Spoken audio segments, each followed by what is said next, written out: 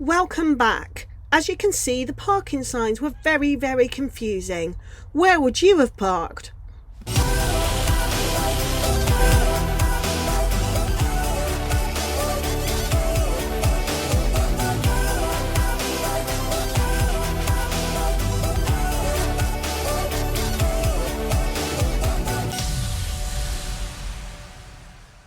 Here we are in Roscoff, and as you can see it is absolutely packed. I'll just pan round to the right here and you can see just how busy it is. It's about 1:30 now.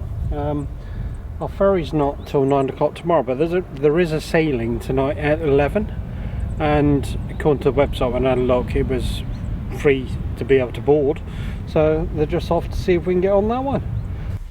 We came back with not good news. Unfortunately, if we wanted to move to the earlier ferry, they were going to charge us a premium of £300. What a cheek, given that we had already changed our plans to fit in with Brittany Ferries, even though the ferry was half empty. So here we are, two signs. Now, this one says no entry. Right, it's only for trucks. Right, on the same bit of road. But if you pan over this side and look at that sign, that one's got a picture of a car and caravan. So which one do you think we'll use? We've just gone for the one. If they move us, they'll move us. Now just beyond our caravan you'll see there are 5 rooftops there, and on the other side of that is actually a really popular marina.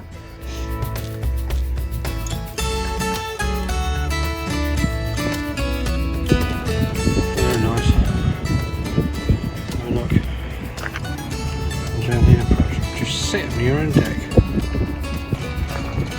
Obviously if you go around this way, there's your own launch.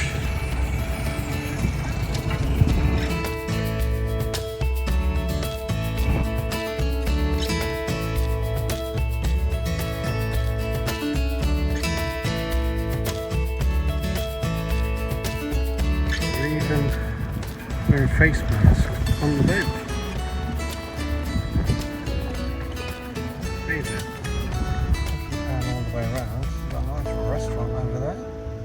And talking of food, it's probably time to wander back over. We're off to the little pub that has some kind of basic food in it, but it'll be alright for tonight. Oh look, chick butties.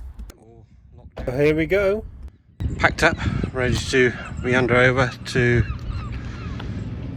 that lot over there. There's a ferry, it's in. So yeah, I had to turn the gas on or off this morning because we had no means to make a cup of coffee apart from boiling water in a pan, so we did that. One word of caution here is the immigrants. I don't know if that's one up there or not, but there was quite a line of them. I sussed out what these concrete pillars are for, and people reverse trucks up to, because they reverse them up to stop you opening your doors, look. That's why they're all along here. And so we're ready, let's get hooked up and start making our way home.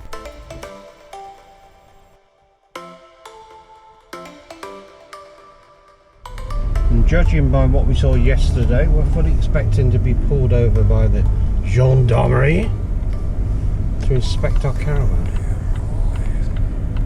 which is good in one sense that they're checking that.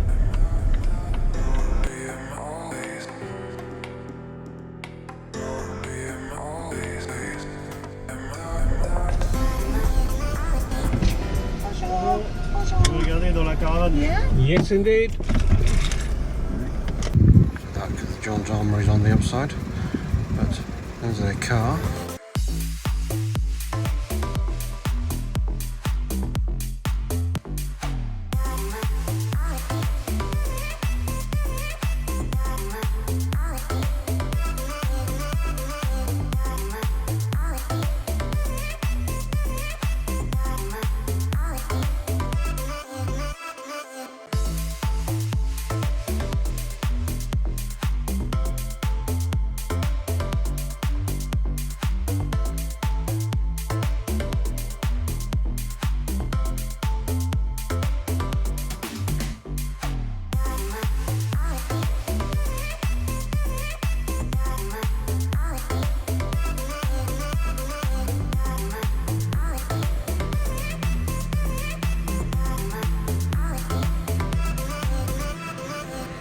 dead handy being at the front. No, we're not in trouble with the authority here. This lady's telling me which staircase we need to use.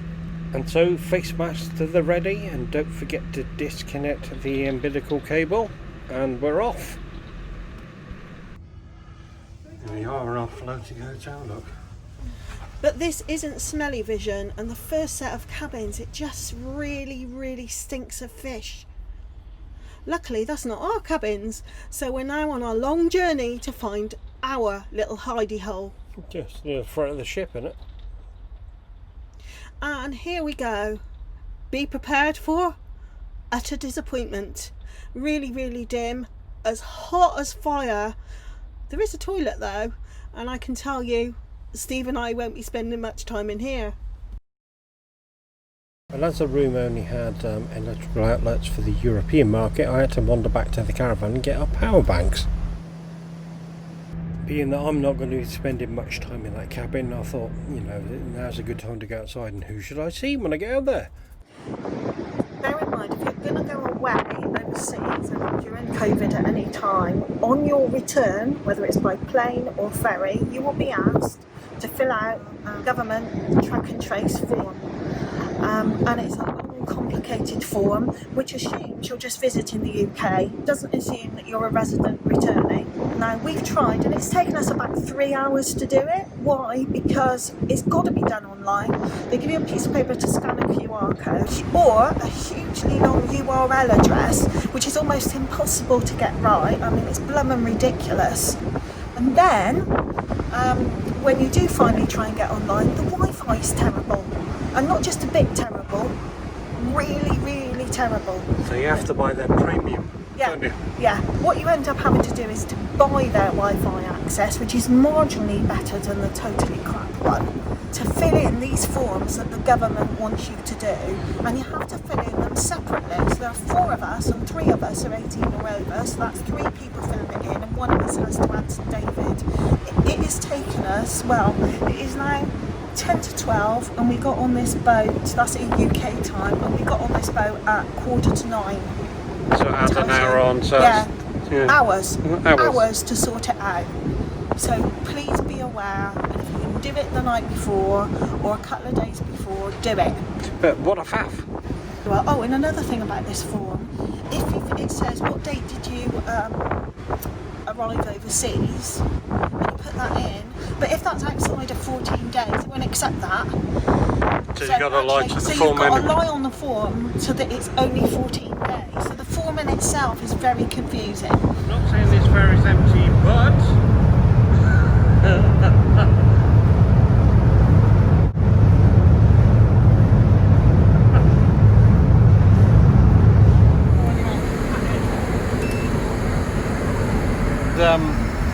this is like that pole scene, isn't it? When the UFO aircraft takes off really slowly. That door's not exactly quick, is it? That's what Paul says, doesn't he? Yes. We take off really slowly. It's a bit embarrassing, really. Embarrassing.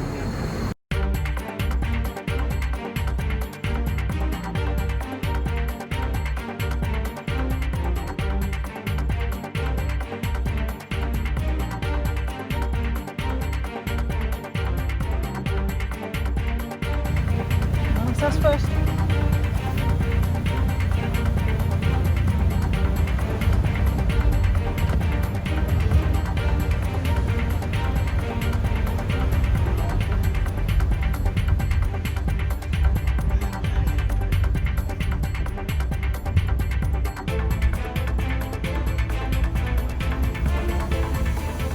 There'll be a border control center, right? Go around to the right.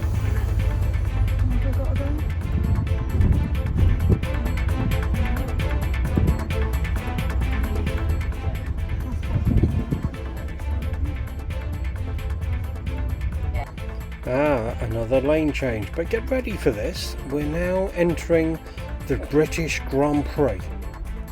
There are lots of bends, there are lots of chicanes, but never mind, these are the sorts of things you need to do in your caravan. So we stop at customs to show them our confirmation emails for filling out that long-winded form, which takes a while. And you can tell it takes a while because the chap behind us was very impatient. Tippity tap. Tippity tap, tippity tap. Tippity tap, tippity tap. Finally, we're on our way around the circuit track that is Plymouth Terminal. Chicanes and bendy roads all the way, and then out you go into Plymouth city centre. Oh joy. Yeah, and I'm pretty glad that it's a Sunday when we enter the city centre, because we wouldn't want to do this on a Saturday. After that though, it was a pretty uneventful journey home.